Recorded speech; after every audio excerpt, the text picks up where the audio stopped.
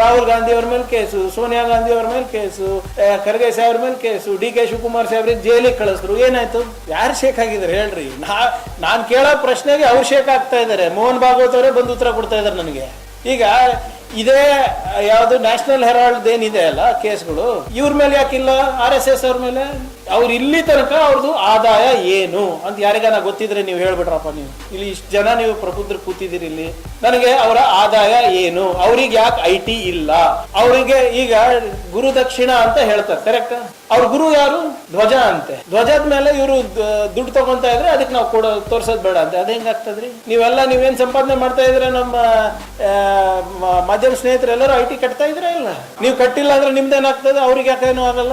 RSS ನವರು ಅಮೆರಿಕಾನಲ್ಲಿ lobbying ಕೊಟ್ಟಿರೋದು ಎಲ್ಲಿಂದ ಬಂತ್ರಿ? ಅವ್ರ ಹೆಸರಲ್ಲಿ ಇದೆ ಅಲ್ಲ ಇವೆಲ್ಲ ಮನಿ ಲಾಂಡ್ರಿಂಗ್ ಅಂತ ಹೇಳ್ತಾರಲ್ಲ, ಅದೇನು ಮತ್ತೆ? ಇದು ನಾನು ಹೇಳ್ತಾ ಇಲ್ಲ, ಅಮೆರಿಕ ಜಸ್ಟಿಸ್ ಡಿಪಾರ್ಟ್ಮೆಂಟ್ ಅವರು ಬಿಡುಗಡೆ ಮಾಡಿದಂತ ದಾಖಲೆಗಳು. ನಿಮ್ಗೆ ಗೊತ್ತಿರ್ಬೋದು. ಅದು $330,000 ಎಲ್ಲಿಂದ ಬರ್ತದ್ರಿ ಅವರಿಗೆ? ಯಾರು ಕೊಡ್ತಾರ್ರಿ ಅವರಿಗೆ ದೇಣಿಗೆ? ಗುರು ದಕ್ಷಿಣೆ ಅಂತೆ. ಅದ್ರ ಮೇಲೆ ಗುರುಗಳಿಗೂ ಅಪಮಾನ.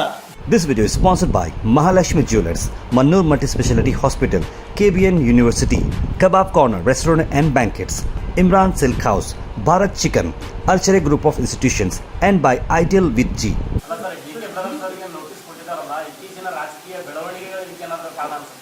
ನಾನು ಹೇಳಿಲ್ವಾ ಯಾವಾಗ BJP-ನಲ್ಲಿ ಉತ್ತರ ಇಲ್ಲ, ಅವ್ರ ಹುಳುಕನ್ನ ಮುಚ್ಚಾಕಕ್ಕೆ ಇದು ಮಾಡ್ತಾರೆ. ಈಗ BJP-ನಲ್ಲಿ ನಡೆದಿರೋದೇ ಇಲ್ಲಿ ನವೆಂಬರ್ ಕ್ರಾಂತಿ, ಡಿಸೆಂಬರ್ ಕ್ರಾಂತಿ ಅಲ್ಲಿ ನಡೆದಿದೆ ಅಲ್ಲ, ಹೋಗಿ ಕೂತಿದಾರಲ್ಲ ಡೆಲ್ಲಿನಲ್ಲಿ ಚೇಂಜ್ ಆಗಬೇಕು ಅಂತ ಅಷ್ಟೇ.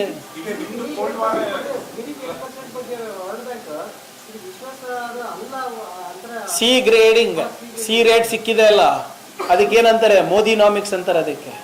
ಅಚ್ಚೇ ದಿನ್, ಅಮೃತ್ ಕಾಲ್, ವಿಕಸಿತ್ ಭಾರತ್, ಇವೆಲ್ಲ ಬರೀ ಘೋಷಣೆ ಇರೋದ್ರಿಂದ ಸಿ ಗ್ರೇಡಿಂಗ್ ಕೊಟ್ಟಿರೋದು. ನಿಜವಾದ ಕೆಲಸ 2 ಲಕ್ಷ SMEsಗಳು, ಕಿರಾಣಾ ಅಂಗಡಿಗಳು ಎಲ್ಲರೂ ಬಂದಾಗಿದೆ. ಯಾರು ಕೊಟ್ಟಿರೋದು ಡೇಟಾ?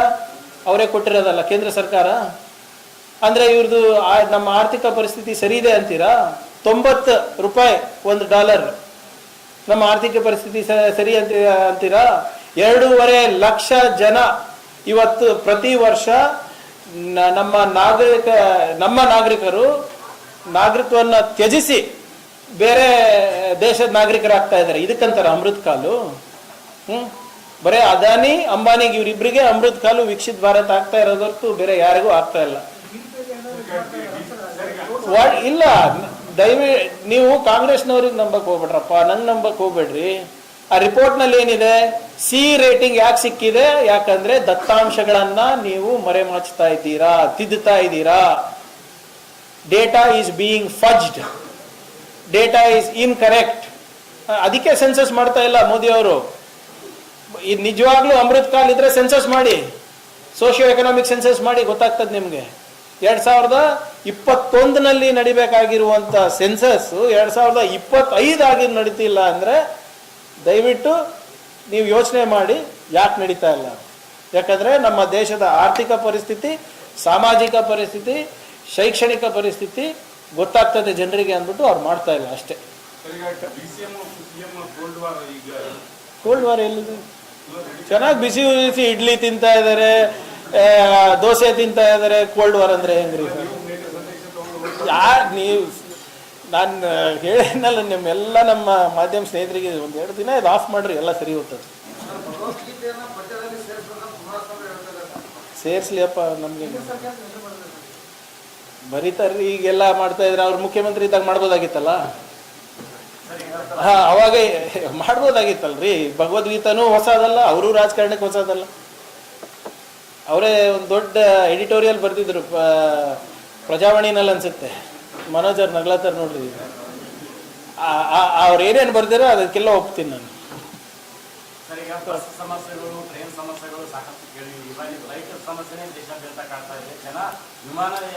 ಕಾರಣ ಈಗ ನಿನ್ನೆ ನೀವು ನೋಡಿರ್ಬೇಕು ಕೆಲವು ಏರ್ಪೋರ್ಟ್ನಲ್ಲಿ ಮೋದಿ ಅವ್ರು ಏನ್ ಹೇಳಿದ್ರು, ಸಾಮಾನ್ಯ ಮನುಷ್ಯ ಯಾರು ಚಪ್ಪಲಿ ಹಾಕೋತಾನೆ ಅವನಿಗೂ ಹವಾಯಿ ಚಪ್ಪಲ್ ಹಾಕೋತಾನೆ ಅವ್ರಿಗೆ ಕೂಡ ನಾನು ವಿಮಾನ ಹತ್ತಿಸ್ತೀನಿ ಅಂದ್ಬಿಟ್ಟು ಇವತ್ತು ಏರ್ಪೋರ್ಟ್ ನಲ್ಲಿ ಚಪ್ಪಲಿಗಳು ಹಾರಾಡ್ಲತ್ತವ ಒಬ್ಬರ ಮೇಲೆ ಒಬ್ರು. ಎಲ್ಲ 1000 ಫ್ಲೈಟ್ ದಿನದಲ್ಲಿ ಇದು ಮಾಡ್ತಾ ಇದಾರೆ ಅಂದ್ರೆ ಯಾಕಂದ್ರೆ ಇದನ್ನ ಮೊನೋಪಲಿ ಮಾಡಿಟ್ಟಿದ್ದಾರೆ. ನಮ್ಮ ದೇಶದ ನೀವು ಕೇಳಿದ್ರಲ್ಲ ಆರ್ಥಿಕ ಪರಿಸ್ಥಿತಿ ಯಾಕೆ ಕುಸಿತಾ ಇದೆ ಅಂದ್ರೆ ಇದನ್ನ ಸಂಪೂರ್ಣವಾಗಿ ಮೊನೋಪಲಿ ಮಾಡಿಬಿಟ್ಟಿದ್ದಾರೆ. ಮುಂಚೆ ನಮಗೆ ಚಾಯ್ಸ್ ಇರ್ತಾ ಇತ್ತು, ಸಿವಿಲ್ ಏವಿಯೇಷನಲ್ಲಿ 4-5 ಏರ್ಲೈನ್ಗಳು ಇರ್ತಾ ಇತ್ತು. ಈಗ ಒಂದಿಬ್ಬರು ಮಾತ್ರ ಮೊನೋಪಲಿ ತಗೊಂಡಿದ್ದಾರೆ. ಯಾವ ರೀತಿ ಪೋರ್ಟ್ನಲ್ಲಿ ಅದಾನಿ ಅವರಿಗೆ ಅಂಬಾನಿ ಅವರಿಗೆ ಬಿಟ್ಕೊಟ್ಟಿದ್ದಾರೆ, ಯಾವ ರೀತಿ ಟೆಲಿಕಾಮ್ನಲ್ಲಿ ಬರೀ ಇಬ್ಬರಿಗೆ ಬಿಟ್ಕೊಟ್ಟಿದ್ದಾರೆ, ಯಾವ ರೀತಿ ಮೈನಿಂಗ್ನಲ್ಲಿ ಇಬ್ಬರಿಗೆ ಬಿಟ್ಕೊಟ್ಟಿದ್ದಾರೆ, ಅದೇ ರೀತಿ ಇಲ್ಲೂ ಆಗಿರೋದು.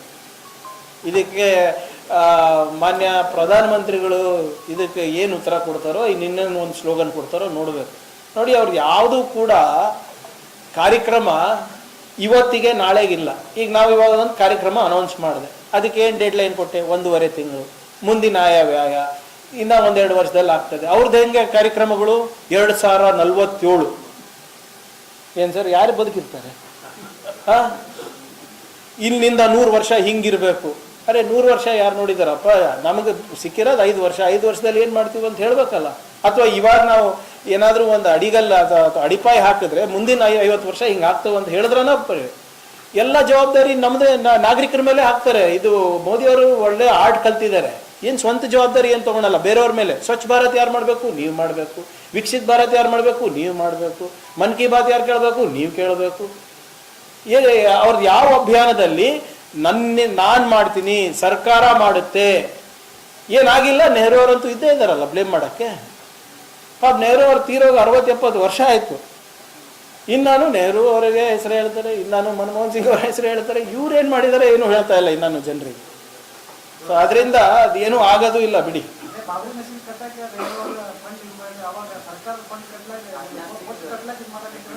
ಈಗ ಫೇಕ್ ನ್ಯೂಸ್ ಅಂತ ಕೇಳಿರಲ್ಲ,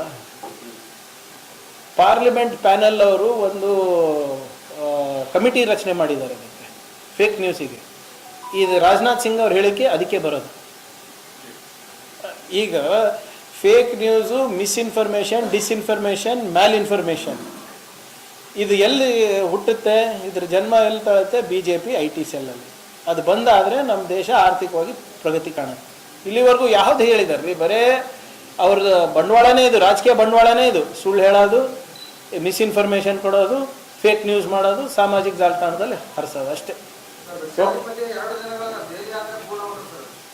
ಏನು ಮಾಡೋದ್ರಿ ಅದಕ್ಕೆ?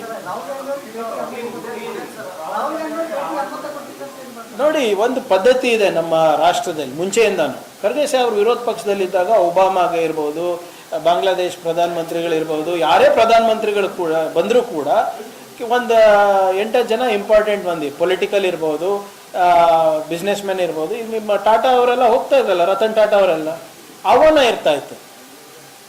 ಈಗ ಇತ್ತೀಚೆಗೆ ಆ ಒಂದು ಪದ್ಧತಿಯನ್ನು ಮೋದಿಯವರು ಮುರಿತಾ ಇದ್ದಾರೆ. ಯಾಕಂದರೆ ಆ ಫ್ರೇಮ್ನಲ್ಲಿ ಅವ್ರು ಒಬ್ಬರೇ ಕಾಣಬೇಕು, ಅವರಿಗೆ ಬೇರೆ ಯಾರೂ ಇರಬಾರ್ದು, ಜೊತೆಗಿಲ್ಲ ಅಲ್ಲ, ಫ್ರೇಮ್ನಲ್ಲಿ ಅವ್ರು ಒಬ್ಬರೇ ಇರಬೇಕು. ಅದೇನು ಅವ್ರವ್ರದ್ದು ಏನು ಅಂಡರ್ಸ್ಟ್ಯಾಂಡಿಂಗ್ ಎಲ್ಲ ಗೊತ್ತಿಲ್ಲ. Thank you. No, they have not invited neither Mr. Kharge, who is the leader of opposition in the upper house, nor Mr. Gandhi, who is the leader of opposition in the lower house. ಇದು ಯಾಕೆ ಕರೆದಿಲ್ಲ ಅವರಿಗೆ ಗೊತ್ತು, ಪ್ರಧಾನಮಂತ್ರಿ. ಏನು, ಈಗ ನಾನು watch ಹಾಕ್ಕೊಳಲ್ಲ, ನಾಳೆ ನಾನು ದುಡ್ಡು ತೊಗೊಂಡು ನಾನು ವಾಚ್ ಹಾಕ್ಕೊಂಡಿರ್ತೀನಿ. ಅದು 70 ಲಕ್ಷದಿರ್ಬೋದು, 1 ಕೋಟಿ ಇರ್ಬೋದು. ನನ್ನ IT ರಿಟರ್ನ್ ಪ್ರಕಾರ ಅದು ಕರೆಕ್ಟ್ ಇದ್ರೆ ಮುಗೀತಲ್ಲ. ಈಗ ಮೋದಿ ಅವರು ಮೋನೋಗ್ರಾಮ್ಡ್ ಸೂಟು, 10 ಲಕ್ಷದ ಸೂಟು ನರೇಂದ್ರ ಮೋದಿ ಅಂತ ಬರ್ಕೊಂಡು ಹಾಕೊಂಡ್ರು. ಯಾಕೆ ಕೇಳಿದ್ರೆ ನೀವೆಲ್ಲ?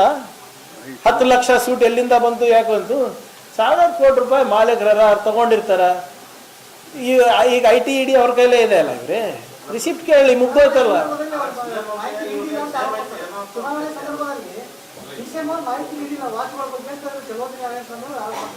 ಹೋಗಿ ಹೇಳಕ್ ಹೇಳಿ ಅವ್ರ ಗುರು ಮೋದಿ ಹತ್ರ. ಇಲ್ಲಿ ಬಂದು ಒದರಾಡೋದೇನಿದೆ?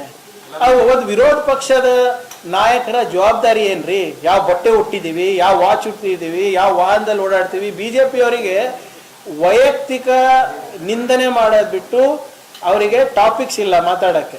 ಇದೇ ನಿಮ್ಮ BJP ಮಾಜಿ ಸಂಸದರೆಲ್ಲ ನನ್ನ ಬಗ್ಗೆ ಏನಾದ್ರು BMW ನಲ್ಲಿ ಓಡಾಡ್ತಾನ, ಇಲ್ಲಿ ನಿಮ್ಮ ಕಲಬುರ್ಗಿನಲ್ಲೇ ಹೇಳಿದ್ರಲ್ಲ ಎಲೆಕ್ಷನ್ ಟೈಮ್ನಲ್ಲಿ. ನನ್ನ ಎಲೆಕ್ಷನ್ ಟೈಮ್ನಲ್ಲಿ ಸದಾಶಿವನಗರ್ನಲ್ಲಿ 4 ಮನೆ ಅದ ಪ್ರಿಯಾಂಕ್ದು.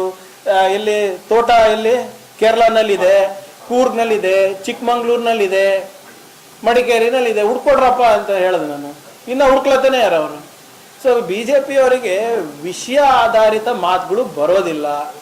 ಅವ್ರು ಏನಿದ್ರು ಕೂಡ ಹಿಂಗೆ ವೈಯಕ್ತಿಕ ಯಾವ ಚುಟ್ಟಿದೆ ಯಾವ ಇದು ಮಾಡಿ.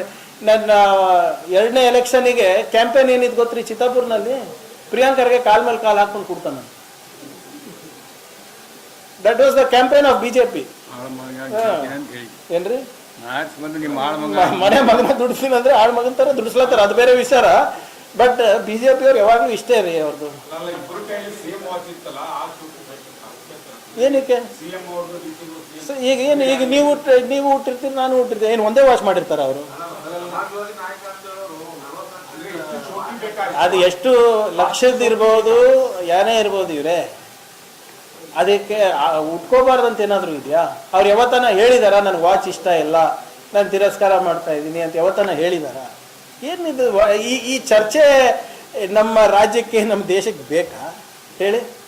ನಾವು ಏನು ಬಟ್ಟೆ ಉಡ್ತೀವಿ, ನಾವು ಏನು ವಾಚ್, ಅದೇನಪ್ಪ ನಮ್ಮ ಆದಾಯ ಪ್ರಕಾರ ತಗೊಂಡಿದ್ರೆ ಒಳ್ಳೇದು, ಇದ್ರೆ ಬಿಡ್ರಿ. ಈಗ IT ED ಎಲ್ಲ ನಿಮ್ಮ ಕೈನಲ್ಲಿ ಇಲ್ಲ, ಏನು ಒಂದು ನೋಟಿಸ್ ಕೊಡೋಕೆ ಎಷ್ಟೊತ್ತು ನಿಮಗೆ ಹೆಂಗನ ಕೊಡ್ತಾ ಇದ್ದೀರಿ, ಇದಕ್ಕೊಂದು ಸೇರಿಸ್ಕೊಡಿ ಅಷ್ಟೇ ಸರ್.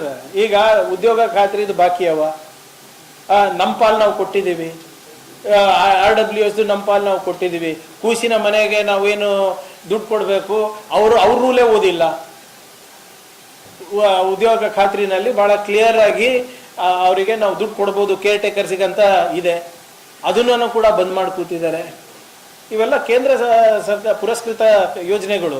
ನಮ್ಮದು ಪಾಲಿದೆ, ಅವ್ರದ್ದು ಪಾಲಿದೆ. ಈಗ ಕೇಂದ್ರ ಸರ್ಕಾರ ಯಾಕೆ ಕೊಡ್ತಾ ಇಲ್ಲ? ನಮ್ಮ ಸಂಸದರೆಲ್ಲ ಯಾಕೆ ಸುಮ್ಮನಿದ್ದಾರೆ? BJPದವರೆಲ್ಲರೂ ಅವ್ರದ್ದೇನೂ ಜವಾಬ್ದಾರಿ ಇಲ್ವಾ? ಅವ್ರ ಜವಾಬ್ದಾರಿ ಬರೀ ಮನ್ ಕಿ ಬಾತ್ ಕೇಳೋದ? ಅವ್ರ ಜವಾಬ್ದಾರಿ ಬರೀ ಮೋದಿ ಅವ್ರ ಗುಣಗಾನ ಹಾಡಕ್ಕಿದಾಗ, ಬರೀ ಕೋಮಗಲಭೆ ಸೃಷ್ಟಿ ಮಾಡಕ್ಕಿರೋದ? ಅವರು ಬಂದು ಸಿದ್ದರಾಮಯ್ಯ ಅವರು, DK ಶಿವಕುಮಾರ್ ಅವರ ವೈಯಕ್ತಿಕ ವಿಚಾರಗಳು ಮಾತಾಡಕ್ಕಿದಾರ? ಅವರು ಒಬ್ಬರನ್ನ ನಮಗೆ ತೆರಿಗೆನಲ್ಲಿ ಆಗ್ತಾ ಇರುವಂತ ಅನ್ಯಾಯ ಇರ್ಬೋದು, GST ನಲ್ಲಿ ಏನು ಸಬಲೀಕರಣ ಮಾಡಿದಾರೆ ಅಂತ ಹೇಳ್ತಾ ಇದ್ದಾರೆ, ನಮ್ಗೆ ಆಗ್ತಾ ಇರೋ 15,000 ಕೋಟಿ ರೂಪಾಯಿ ಏನು ಪೋಡ್ ಆಗ್ತಾ ಇದೆ ಅದ್ರ ಬಗ್ಗೆ ಆಗಲಿ, ಉದ್ಯೋಗ ಖಾತ್ರಿ ಬಗ್ಗೆ ಆಗಲಿ, JJM ಬಗ್ಗೆ ಆಗಲಿ, ನಿಮ್ಮ NH ನ್ಯಾಷನಲ್ ಹೈವೇ ಏನು ದುಡ್ಡು ಬರೋದಿದೆ ಅದ್ರ ಬಗ್ಗೆ ಆಗಲಿ, ನಮ್ಗೆ ಗುಲ್ಬರ್ಗ ಬೀದರ್ದು ಏನು ಕುಡಿಯೋ ನೀರಿನ ಯೋಜನೆ, ಬೃಹತ್ ಯೋಜನೆ 6,000 ಕೋಟಿ ರೂಪಾಯಿ ನಾವು ಕಮಿಟ್ ಮಾಡೋಕ್ಕೆ ಇಲ್ಲಿ ಕಲಬುರಗಿನಲ್ಲಿ ಕ್ಯಾಬಿನೆಟ್ ಅಲ್ಲಿ ಡಿಸಿಷನ್ ತಗೊಂಡು ಅವ್ರಿಗೆ ಕಳಿಸ್ಕೊಟ್ಟಿದ್ದೀವಿ, ಅದ್ರ ಬಗ್ಗೆ ಆಗಲಿ ಯಾವತ್ತನ ಮಾತನಾಡಿದಾರ ಸರ್ ಇವರು? BJP ಸಂಸದರ ಜವಾಬ್ದಾರಿ ಏನೂ ಇಲ್ವಾ? ಬರೀ ಓಟ್ ಹಾಕ್ಸ್ಕೊಳೋದು, ಕಳಿಸೋದು. ಫೈನಾನ್ಸ್ ಮಿನಿಸ್ಟರ್ ನೀವು ಕರ್ನಾಟಕದಿಂದ ಆರಿಸಿ 2 ಸರಿ ಕಳಿಸಿದ್ದೀರಾ. ಒಂದು ಕೆಲಸ ಹೇಳ್ಬಿಡಿ ಅವ್ರು ಮಾಡಿರೋದು.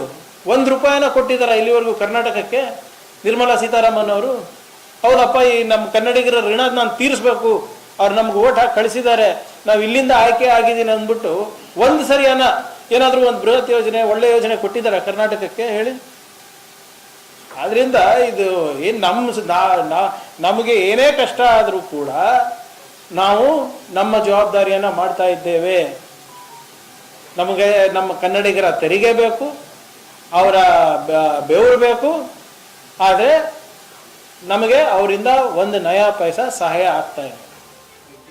This video is sponsored by Mahalashmi Jewelers, Mannur Multi-Speciality Hospital, KBN University, Kebab Corner Restaurant and Banquets, Imran Silk House, Bharat Chicken, Alchere Group of Institutions, and by Ideal with G.